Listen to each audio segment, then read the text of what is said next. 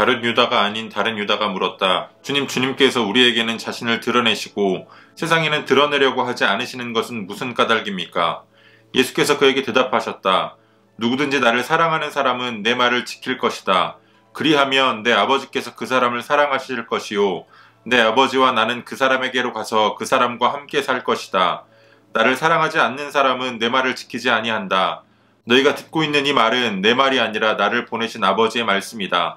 내가 너희와 함께 있는 동안에 나는 이 말을 너희에게 말하였다. 그러나 보혜사 곧 아버지께서 내 이름으로 보내실 성령께서 너희에게 모든 것을 가르쳐 주실 것이며 또 내가 너희에게 말한 모든 것을 생각나게 하실 것이다. 나는 평화를 너희에게 남겨준다. 나는 내 평화를 너희에게 준다. 내가 너희에게 주는 평화는 세상이 주는 것과 같지 않다. 너희는 마음에 근심하지 말고 두려워하지도 말아라. 너희는 내가 갔다가 너희에게로 다시 온다고 한 내 말을 들었다.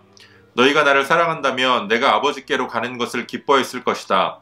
내 아버지는 나보다 크신 분이기 때문이다. 지금 나는 그 일이 일어나기 전에 미리 너희에게 말하였다. 이것은 그 일이 일어날 때에 너희로 하여금 믿게 하려는 것이다. 나는 너희와 더 이상 말을 많이 하지 않겠다. 이 세상의 통치자가 가까이 오고 있기 때문이다. 그는 나를 어떻게 할 아무런 권한이 없다. 다만 내가 아버지를 사랑한다는 것과 아버지께서 내가 분부하신 그대로 내가 행한다는 것을 세상에 알리려는 것이다. 일어나거라. 여기에서 떠나자. 아멘. 4월 3일 주일 오늘의 매일 성경 본문 말씀은 요한복음 14장 22절로 31절까지의 말씀입니다. 어제 본문에서 예수님께서 제자들에게 내가 곧 떠날 것이며 다시 와서 너에게 올 텐데 세상은 자신을 보지 못하고 제자들만 보리라고 말씀하셨습니다. 이 말씀을 들은 가룟이 아닌 유다가 오늘 예수님께 질문을 던지고 있습니다. 왜 자신을 우리에게만 드러내시고 세상에는 드러내시지 않습니까? 그런데 예수님의 대답은 유다가 기대했던 것과는 조금 다른, 어떻게 보면 동문서답처럼 들리는 답을 하셨습니다. 나를 사랑하는 자는 내 말을 지킬 것이고 그러면 내 아버지가 그를 사랑하실 것이다. 내 아버지와 내가 그에게로 가서 함께 살 것이다. 먼저 유다의 질문을 잘 생각해보면 아직까지도 제자들이 예수님과 다른 생각을 하고 있었음을 알 수 있습니다.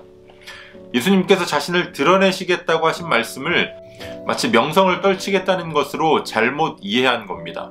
그렇기 때문에 아니 예수님, 이 세상의 명성을 떨치시면 되지 않습니까? 라는 질문인 겁니다.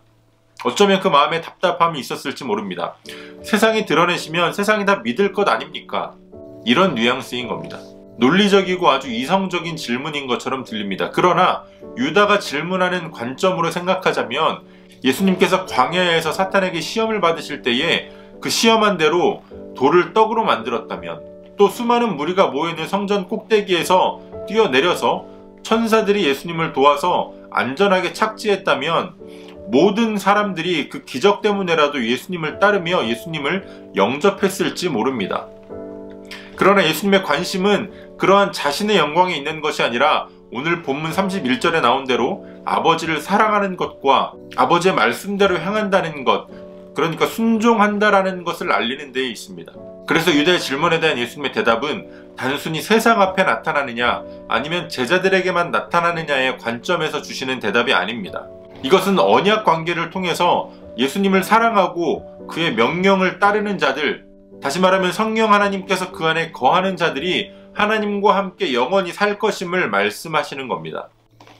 예수님의 대답에 따르면 세상에 속한 자들, 예수님을 거절한 자들은 그 구원의 은혜를 알 수도 없고 경험할 수도 없는 겁니다. 그래서 예수님께서 자신이 제자들에게만 나타나실 것이라고 말씀하신 겁니다. 또한 그 언약 관계에 있는 자들을 위해서 보혜사 성령님을 보내주실 텐데 바로 이 성령 하나님께서 그들에게 모든 것을 가르치시고 생각나게 또 기억나게 하시겠다라고 말씀하십니다. 실제로 제자들은 예수님께서 성전을 보시면서 내가 이 성전을 허물고 3일 만에 새 성전을 세우겠다 라고 말씀하신 그 말씀을 이해하지 못했다가 이후에 성령님을 통해서 기억하고 깨닫게 됩니다. 그 성령 하나님께서 가르치고 깨닫게 하실 때에 비로소 제자들은 평화를 선물로 받게 됩니다. 인간적인 눈으로 보면 예수님의 죽음은 제자들에게 있어서는 정말 절망적인 사건이 아닐 수 없습니다.